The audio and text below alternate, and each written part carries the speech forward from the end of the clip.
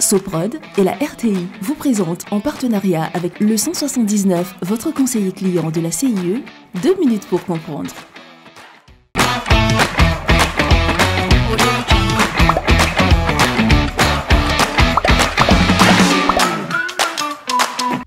Bonjour, bienvenue dans 2 minutes pour comprendre, votre capsule quotidienne qui vous aide à comprendre comment fonctionne le monde qui nous entoure. Aujourd'hui, je vais vous parler de la pirogue. Que ce soit en mer, sur les fleuves ou sur la lagune, les pirogues sont légion sur les eaux ivoiriennes.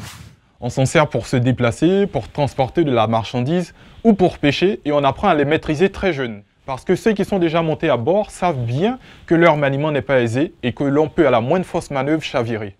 Mais comment fabrique-t-on une pirogue ? La pirogue traditionnelle est monoxyle, c'est-à-dire sculptée dans un unique morceau de bois. Elle est construite dans le tronc d'un bois peu putrescible qui résiste donc à l'humidité. Généralement à l'aide de feu, ce qui facilite le travail du bois, mais aussi le protège des attaques d'insectes et de champignons. Les pirogues peuvent être plus ou moins longues selon l'utilisation qu'on en aura, et donc suivant la longueur du tronc qu'on utilise. Si certaines sont aujourd'hui motorisées, on en voit encore de très nombreuses se déplaçant à la force des bras armés de pagaies bien entendu.